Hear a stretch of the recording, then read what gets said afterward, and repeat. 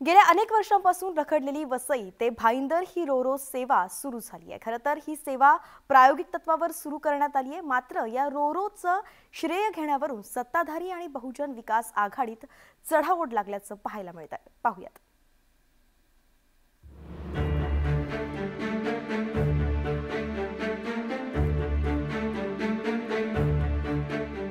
वसई ते भाईंदर या रोरो सेवेला मुहूर्त लागलाय।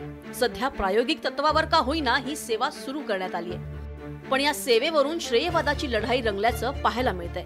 भाजप आणि बहुजन विकास आघाडीच्या कार्यकर्त्यांमध्ये चांगलंच घोषणा युद्ध रंगलं होतं। एकीकडे बहुजन समाज आघाडीच्या कार्यकर्त्यांनी आमदार क्षितिज ठाकूरांच्या नावाच्या घोषणा दिल्या, तर दुसरीकडे फेरी बोट भाईंदरच्या किनाऱ्यावर पोहोचताच ठाकूर यांच्या वाहनांसमोर भाजप कार्यकर्त्यांनी नारेबाजी केली।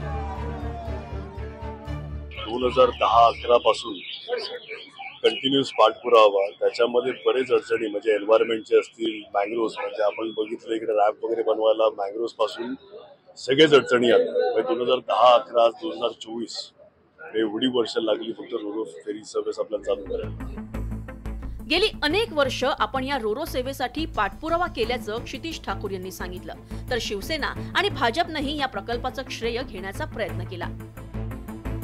भाईंदर आणि वसईमधलं असलेले जे अंतर आहे हे या लोकांना त्या ठिकाणी एक 10 ते 15 मिनिटांमध्ये त्या ठिकाणी पार होणार आहे। आणि ही वसई विराकरांसाठी या भागाचा खासदार म्हणून या ठिकाणी मीही या ठिकाणी प्रयत्न केला आणि शेवटी या प्रयत्नाला या ठिकाणी यश आलेलं आहे।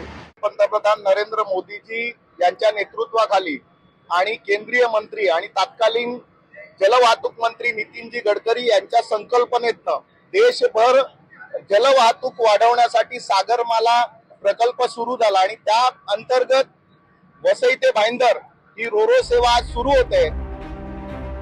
वसई ते भाईंदर ही रोरो सेवा सुरू झाल्यामुळे या परिसरातील नागरिकांची मोठी सोय झाली आहे। आजवर भाईंदरच्या उत्तन गावात जाण्यासाठी नागरिकांना रेल्वेनं प्रवास करावा लागत होता, पण आता रोरो सेवेमुळे अवघ्या 15 मिनिटात हे अंतर पार करता येणार आहे।